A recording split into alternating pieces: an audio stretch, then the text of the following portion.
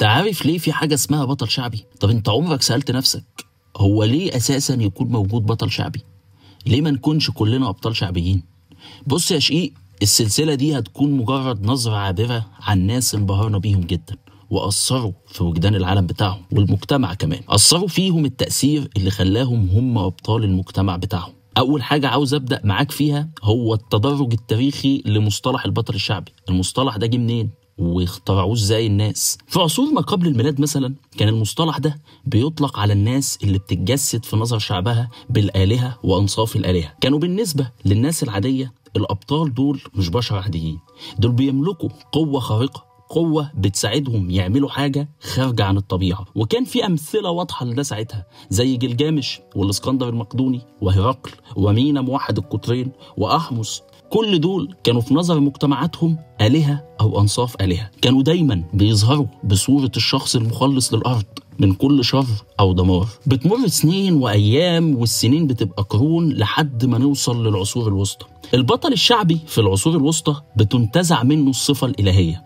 بقى في أديان سماوية وبقى ليها تأثيرها على الإنسانية كلها وبالذات الدين الإسلامي اللي تأثيره في تاريخ البشرية كان مغير لشكل العالم كله. وكانت بداية القضاء على العبودية كان أسبابها الرئيسي هو الدين الإسلامي اللي تسبب في تقليل تجارة العبيد. المهم في العصور الوسطى اختفت فكرة ان انسان يكون اله او حتى يقارن بالاله، والبطل الشعبي في الفترة دي ما بقاش مرتبط بالحاكم، لا ده لازم يكون شخص خارج من الناس، واحد منهم بيدافع عنهم وعن حقوقهم، قادر يرفض ويتمرد ويبقى شايف دايما ان لسه في امل. وتعتبر هي دي القوة الخارقة اللي كانت عند البطل الشعبي ساعتها. ومن ابرز الابطال في الفترة دي كانوا اشخاص زي عنترة بن شداد، سيف الدين قطز، الظاهر بيبرس، علي الزيبق مثلا. كل الشخصيات دي يا شقيق بيجتمعوا في صفة واحدة واضحة وما يقدرش اتنين يختلفوا عليها، انهم كلهم كانوا عبيد وحرروا نفسهم بنفسهم. اتولدوا لقوا نفسهم عبيد لكن قرروا يكونوا أبطال، قرروا يرفضوا مهما كان العدو بتاعهم مين أو إيه، إحنا هنواجهه وهنحاربه. ومن هنا بيبدأ سحر البطل الشعبي يبان أكتر، وتأثيره بنعرفه من الحكايات الشعبية اللي بنورثها جيل بعد جيل، وكل جيل بيزود حتة من عنده، حتة تخلي البطل ده أسطورته تكبر أكتر وأكتر. وبتمر سنين والسنين بتبقى عصور وقرون لحد ما نوصل للقرن ال18 على ال19 على ال20 لل21. العصر الحديث، العصر اللي احنا فيه، العصر اللي واضح فيه جدا انه غاب فيه البطل الشعبي الحقيقي، غاب فيه الشخص اللي الناس كلها بتشوفه بطل ليهم، بيملك قوة خارقة تعبر عنهم او تحقق لهم الشيء اللي هم مش عارفين يحققوه، في الشخص اللي بيقول لا لاشياء هم مش قادرين يقولوا عليها لا. وده ليه عوامل كتير ومشاكل كتير، بس ده مش موضوعنا. في حالة غياب الأبطال الشعبيين في عصرنا الحالي اللي هم شبه الأمثلة اللي كلمتك عنهم من شوية، بيبدأ الناس يلجأوا المجالين يعتبروا من أهم صناعة الترفيه في العالم، وهم الفن بكل أنواعه والرياضة بكل مجالاتها.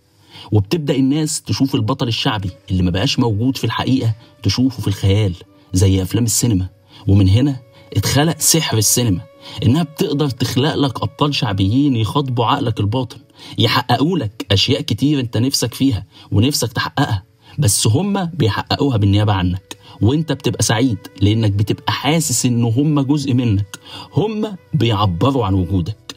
وده اللي هيخلينا أكلمك النهاردة عن الشخصيتين دول. أحمد صلاح الدين السقا غني عن التعريف، التاني جون سينا غني برضه عن التعريف.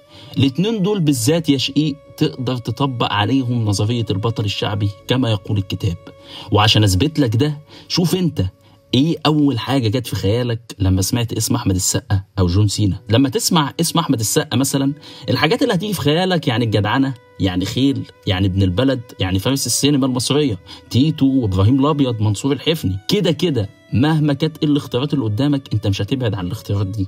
انما لما هتسمع اسم جون سينا هيجي في دماغك على طول المصارعة الحرة، يعني WWE، يعني الحزام اللي بيلف، يعني شورت وفانيلا وكاب. لا، شورت وفانيلا وكاب ده احمد السقا. وجون سينا برضه يا اسطى، ايه ده، هما الابطال بينطوا على شغل بعض ولا ايه؟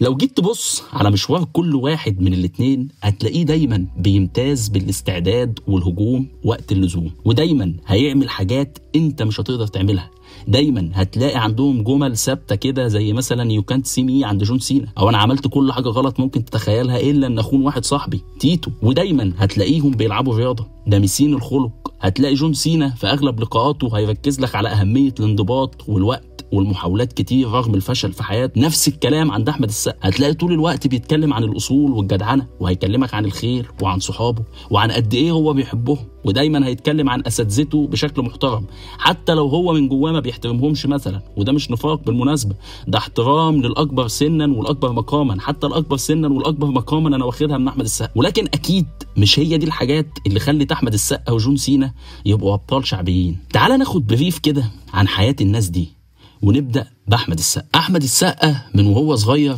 بيلعب كورة وبيوصل لمستوى كبير فيها، لدرجة إن الفرقة بتاعته بتبقى حازم إمام ومحمد فضل، دي تبقى فرقته في نادي الصيد مثلا. وفي نفس الوقت بيخش أكاديمية الفنون، يطلع الأول على دفعته طول ال4 سنين. لكن اللي يخليك تفهم عقلية الراجل ده، وإنه طول الوقت هو مستوعب إنه بطل وعنده شعور بالاستحقاقية إنه يكون بطل، وده دوره في الحياة. موقف بيحكيه لأشرف عبد الباقي في برنامج دارك، وكانوا قاعدين بيتكلموا عن المصيف في اسكندريه وجمال المصيف في اسكندريه. ومره واحده احمد السقا هيقول لاشرف عبد الباقي: انت عارف ان انا مره وانا عندي 11 سنه انقذت طفل صغير واخته من الغرق؟ واحمد السقا بص على ملامحه وهو بيحكي، هو كانه بيحكي لك موقف مضحك، موقف لطيف. وفعلا كان بيوصف لاشرف عبد الباقي مكان الشط والموجه واللسان، وازاي الموجه حدفتهم في الاخر على ناحيه تانية من الشط، وبيحمد ربنا ان الموجه ما حدفتوش مثلا في اليونان. انت بتعمل ايه يا اسطى؟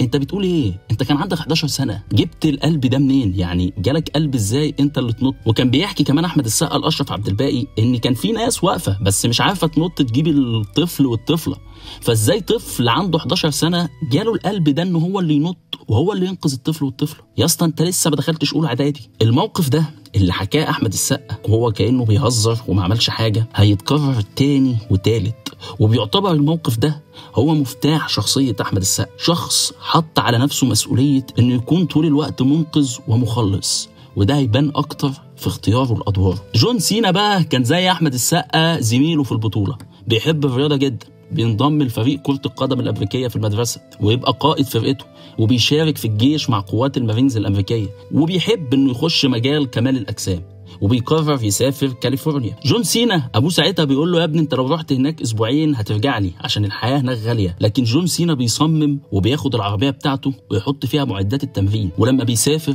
بيتصدم بالواقع وصعوبة الحياة، وما بيلاقيش حتة يسكن فيها، فبينام في عربيته. بيدور على شغل ما بيلاقيش، بيحاول يقدم على انه يشتغل ضابط شرطه في المرور لكنه بيسقط في الاختبارات. بيشتغل ليموزين على عربيته، كان بيجي عليه اوقات مش لاقي ياكل، فكان في مطعم عامل تحدي انك لو قدرت تخلص الوجبه بتاعتنا مش هتدفع ثمنها. وطبعا جون سينا بيروح المطعم ده وبيخلص الوجبه فعلا، بس مش عشان جعان، عشان معهوش فلوس يدفع ثمنها. جون سينا بيحكي انه كان ممكن يرجع لابوه والبيت عيلته ساعتها، لكن هو كان رافض ده بشده، وبيقول ان هو ده قراري وانا عاوز ده. لحد ما بتلعب معاه الصدفه دور في حياته، ومصارع قديم من اللي بيتمرنوا معاه في كمال الاجسام عجبه طريقه تمرين سينا في التدريب وشكل جسمه الرياضي، وقال له: انت لازم تلعب مصارعه.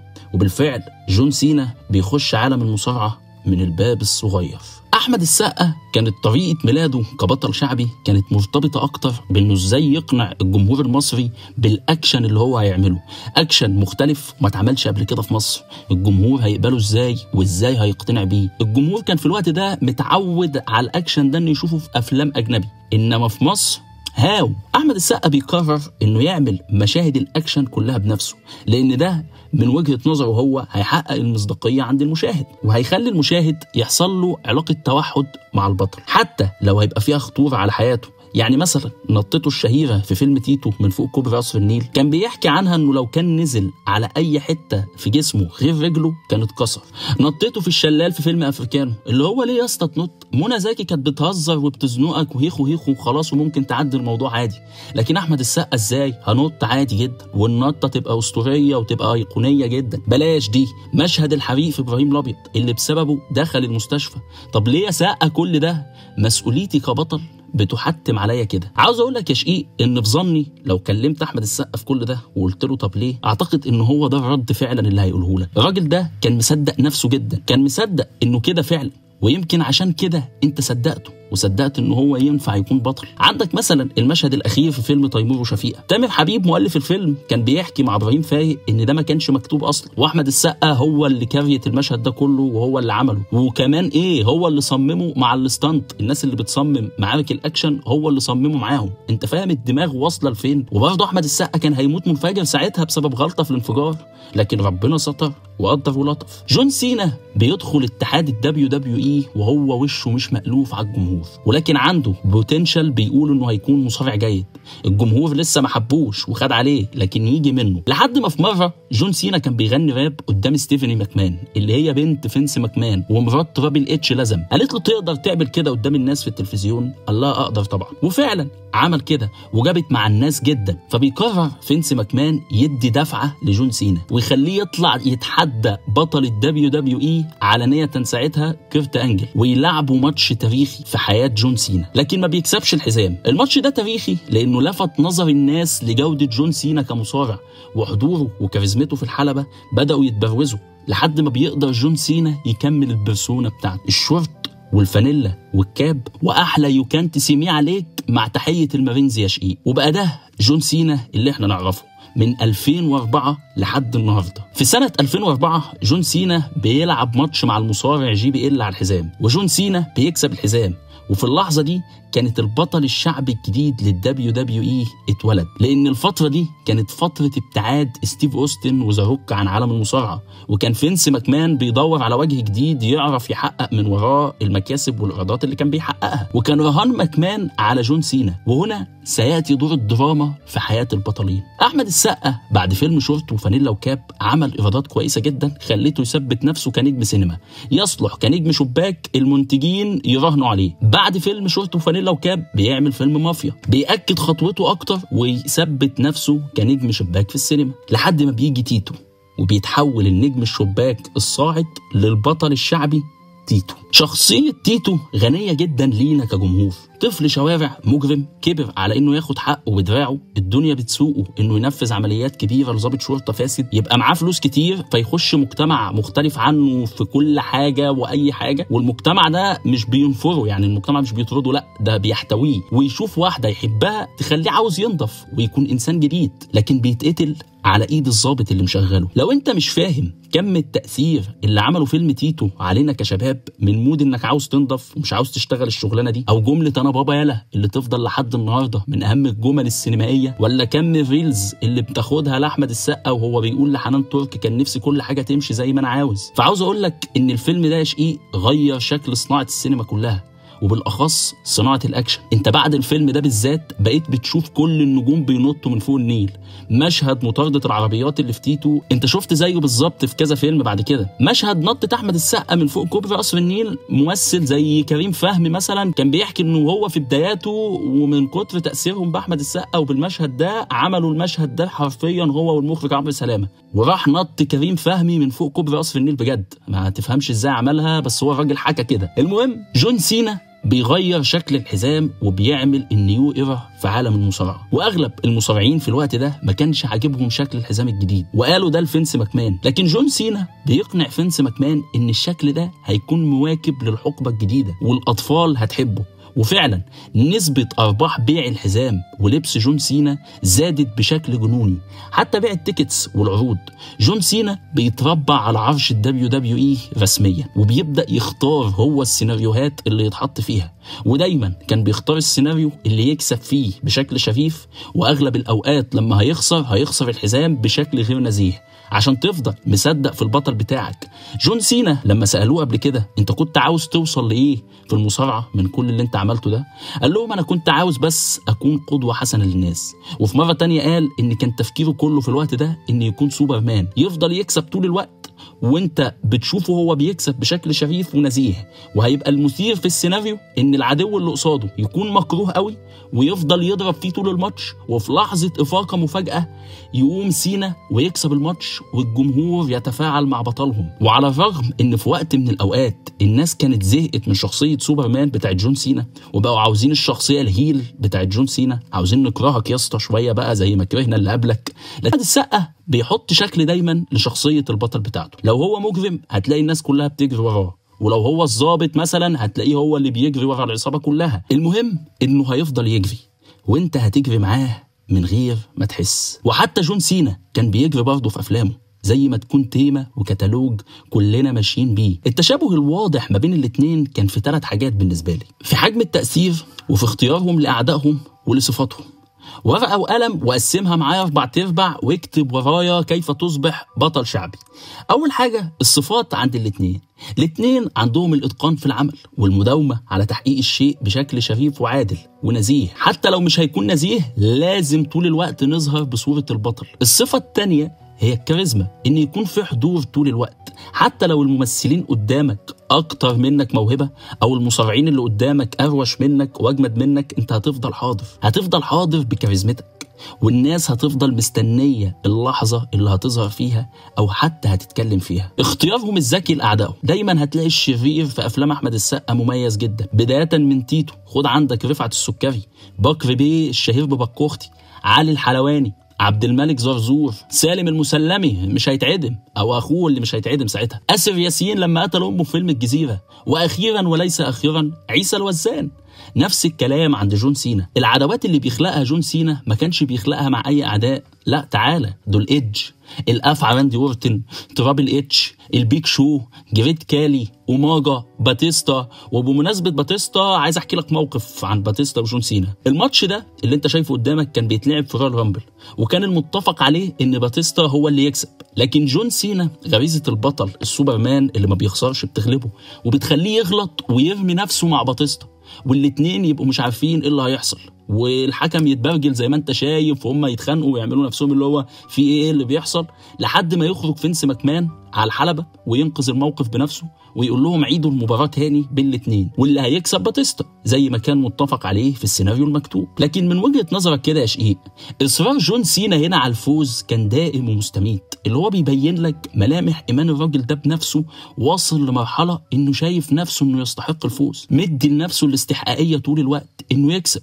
وبالمناسبة جون سينا اعترف في بودكاست ان ده كان خطأه هو. الصفة الاولى والاخيرة هي حجم التأثير. احمد السقا وجون سينا يا شقيق تأثيرهم على العوالم بتاعتهم كانت كبيرة قوي بشكل غير معقول، لدرجة تخليك تسأل نفسك ازاي حجم التأثير ده معمول لشخصيات مصنوعة من الخيال، شخصيات اصحابها كريتوها وخلقوها عشان بس يبهروك او يسلوك او يدوك امل في شيء، ايا كان ايه الرسالة بتاعتهم. هم اكيد مش كده طول الوقت، ولا هي دي حياتهم طول الوقت، ولكن تأثيرهم خلاك تقبل منهم أي شيء وأي حاجة. يعني مثلا أنت يا شقيق أحمد السقا بالنسبة لك هو فارس السينما المصرية، على الرغم إن أحمد السقا عمره ما عمل لحد النهاردة دور فارس حربي أو دور شخصية تاريخية مثلا، ولكن من كتر تأثيره عليك وكلامه دايما عن الخيل وحبه ليه وظهوره بيه أغلب الوقت، أنت خلاص سلمت واقتنعت إنه فارس السينما. هو ذات نفسه مصدق إنه فارس السينما، لدرجة إنه راح المعهد بحصان قبل كده وهو لسه طالب في فنون مسرحية. ومش عارف إزاي القائمين على الصناعة لحد النهارده ما فكروش يعملوا عمل حربي بطولة أحمد السقا. وبرضه انت لو هتتكلم عن حد جدع هيبقى بالنسبة لك أحمد السقا،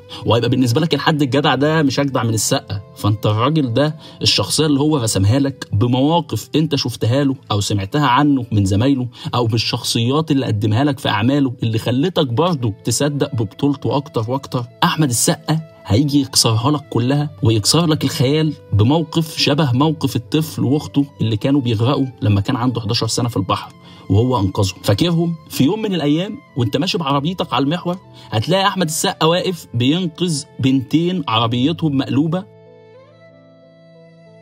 احمد السقا بينقذ البنتين فعلا وام البنتين بتشكره، لكن الفكرة هنا هو إحساس أحمد السقا بالمسؤولية. أحمد السقا بيحكي كان ماشي على الطريق التاني المعاكس للمحور وركن عربيته وعدى الناحية التانية وهو اللي أنقذ البنتين زي ما أنت شايف كده في الفيديو، وإيه ما كانش عارف إنه بيتصور. فاللي هو الراجل ده كان عنده دايما إحساس بالمسؤولية، إحساس بالمسؤولية إنه دايما هو المنقذ للناس. إحساسه بالمسؤولية ده هو اللي خلاه وهو عنده 11 سنة يعمل كده، وتشوفه دلوقتي مع البنتين دول بيعمل كده، وتسمع مثلا مخرجة زي ساندرا نشأت بتقول أنا شفت أحمد السقا بينقذ ناس كتير من الموت.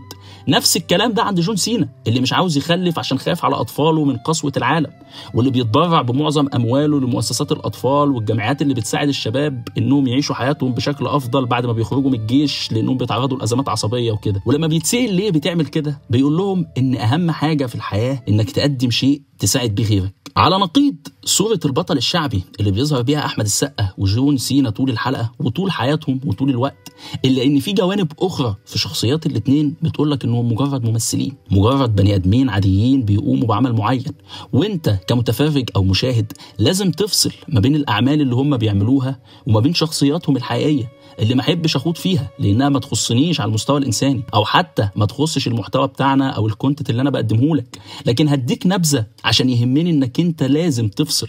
ما ينفعش تقله حد مشهور او تبقى شايفه منزه من الاخطاء وترجع لعصور ما قبل الميلاد وتشوف البطل الشعبي ده وتبص له ببصه الالهه او نصف الالهه. فوق يا اسطى، فوق يا موهوم يا ابن الموهومه. جون سينا مثلا يا شقيق كانوا بيحكوا عن قد ايه جون سينا مغرور ومتحكم في كل شيء بره الحلبه، وما كانش بيحب يدي فرصه لاي وجه جديد يطلع، واللي ما كانش بيعجبه كان بيخلي فينس ماكمان يطرده. وجي عليه وقت ادمن الخمره بعد ما كان ما بيحبش يشربها خالص، والكلام ده اتحكى على لسان مين؟ ناس زي ايدج وكريس جيركو ورايباك. فانت هنا لازم ما تنخدعش باللي قدامك يا اسطى. ده غير كمان ان في انتهاكات جنسيه جون سينا اتورط فيها واتهم بيها، بالاضافه لعلاقاته العاطفيه اللي زي النيله. وعاوز اقول لك اغلب الحاجات دي جون سينا طلع في برامج وبودكاست كتير واعتذر عنها وعبر عن ندمه عليها. احمد السقا قلما الصراحه لما تشوف حد من زمايله بيعيد في السقا، لكن انت اكيد سمعت عن ازمته مع الفنانه مها احمد زوجة صديق عمره مجدي كامل، واكيد سمعت عن ازمته الاخيره مع مراته برضه، وشكوى صديقه ودفعته اللي كان راكب معاه الحصان بالمناسبه وقت المعهد الفنان هشام مليجي. ولكن